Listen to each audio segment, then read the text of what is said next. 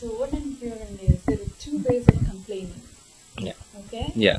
And from what you're telling me. So there is a negative type of complaining. Yeah. People who Yeah. just complain for the sake of complaining Yeah. with no specific positive outcome, right? Versus you, when you face a problem, I ask people. You are seeking to solve it or Yes. to get with the goal of actually getting to the positive end of it, rather than sit and then say blame.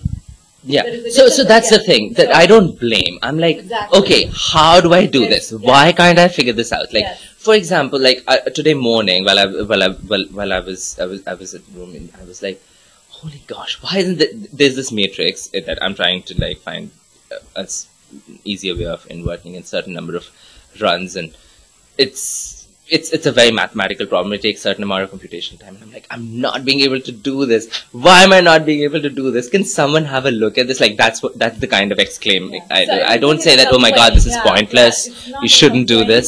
It's like, can someone help me out with this? And another thing you're telling, very important thing, is being comfortable about asking for help. Yes. When you're going towards a positive result. Yes. Right? Yes. Not just free riding. No. Yeah. No, so that's not okay. So the key to asking for help is that when you ask for help, you have to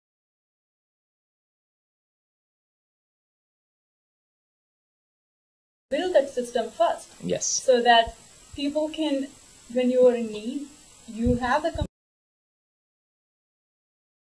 so it doesn't come just like that. You just don't go around and ask people. Yes. But you invest in the people around. Yes. So you build a support system. Absolutely. Right? Because so, they are at Stanford too, you know, they're pretty smart. Yeah. Expertise, it's essentially, it's like... It's collective learning. Why are you here? Yeah. Exactly. I could be like sitting at a Starbucks and doing my work on my own. Yeah. The point that I'm here is because I have access to all these people and their expertise, and which is important to me, you know. And that's why I'm here. Yeah. So part of learning is also not just oneself, right? It's also actually respecting other people and be open to that's very important. And even seeking their input. And you also said that the other side of the coin, any place is very competitive, right? Yes. When you're research at Stanford, or when you go into a workforce, right? You're going to have the same client, the same person could be your competitor, right?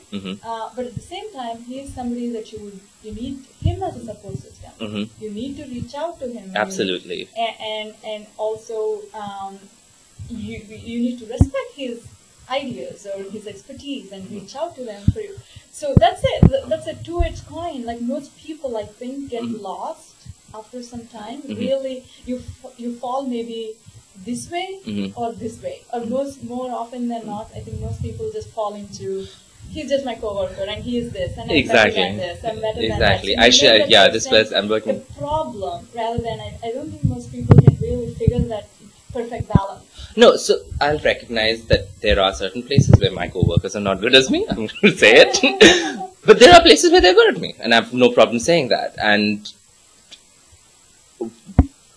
But you have to be honest about things. You know, there are certain things they do better than you, and that's why they're there, and you can ask them about it. And as long as you're not having any ego problems or anything, you know. So that's one thing. That's another thing that I do, is that if I actually take someone's help to solve some problem, if I report about it, I credit them, like in public, and they know that, you know, this kid is not going to steal my idea. He will credit me, you know. So I think that also relaxes. Yeah. Right. So it's like, okay, so we're both competing with each other, and I actually help this kid out, but I don't get any brownie points for it. But I make sure that this person does get those brownie points. That, you know, for me, it's like I'm still achieving my goals. Hello, you're able to help only for a part of it. I don't have any problem like crediting you. Yeah. It's the right thing to do. Yeah. Right. Yeah. And as long as you're honest, people help you. Like. So it goes back again. You're saying honesty. Yeah. Right. Openness. Yes. And giving the credit where it is due, right? Yes. And not being filled with ego, no, right? You're saying so. No. So all these are very, very ideal concepts. Yeah. Right? Yeah. And you seem to be like very comfortable with the concepts and also actually living by them. Yes. Right? And yes. most people, that's the biggest challenge. You know the concept. Yes. Right? You know that. Yeah, they're very basic. Yeah. So, but to really do it on a day-by-day basis is where people have challenge. And I feel that's a huge difference. I agree.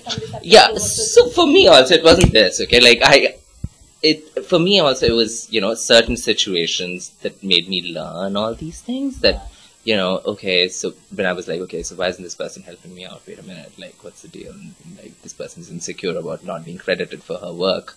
So, okay, fine, you credit her for her work, As long as it's your goals being done, you still get all the credit for it, no matter how much credit you give her.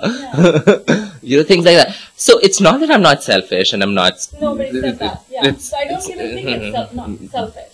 I don't even think it's selfish. No. I'm not, what I'm saying is that it's not that I'm not selfish. I am pretty selfish. I do have career goals and I do want to achieve them. Why is that selfish? It's not selfish. It's okay. I guess it's not. Job. Yeah, it's not. You're taking your responsibility. You're defining your duties. You're going up. That is not selfish. Yeah, and I'm competitive. But the thing is that I'm not a jerk about it. Like I'm responsible with it and I'm honest with it and. The other one point that you said was also very interesting is you said you do face you had to develop the skill. Yes. Okay, so actually there are 2 points. I got a little distracted. Sorry. One is it's working for you so far, right? Yes. It's not just the theory. Yes. Right? You can just it works. Oh my gosh, it your works. results, you're actually based on it's not just saying, oh, you just can tell theories and it doesn't work, right? But you're talking from the results, right? And the other one is also you said was it's not that you have to develop the skill. Yes. It's not the day one. You started walking and then it just happened. No, it doesn't happen that way. You actually have to build step by step the skill that you have, right? Yes. So that is. Can you just share how you So for me, it's more like situations, So for me, it was the school of hard knocks that actually made it happen. That if you. It's very easy, actually, in today's world, the people are very expressive about what they feel in meetings. You see certain behavior that is unpleasant, and you see certain behavior that's strongly encouraged. And a lot of times, when there was this person, for example, because that's the last thing that we were talking about, crediting other people for your achievements. It's like, the meeting has been called to actually appreciate you for the work you've done. And everybody knows that you're like a superstar. And I saw this person, she very nonchalantly says, oh yeah, and Eric helped me about this, and this person helped me about that, and I'm really thankful for them as well. And I was like, oh my god, this is like, she gets all the appreciation and she comes across as graceful. This is so cool, right? Right? So it's like, I want that. So, so it's like situations of observing other people. So you have to keep your eyes open and... I'm sorry. So as long as you keep your eyes open, it's good. I mean, you notice these things, and then you pick them up. So for me also, it has been like that. Like I notice things and I pick them up.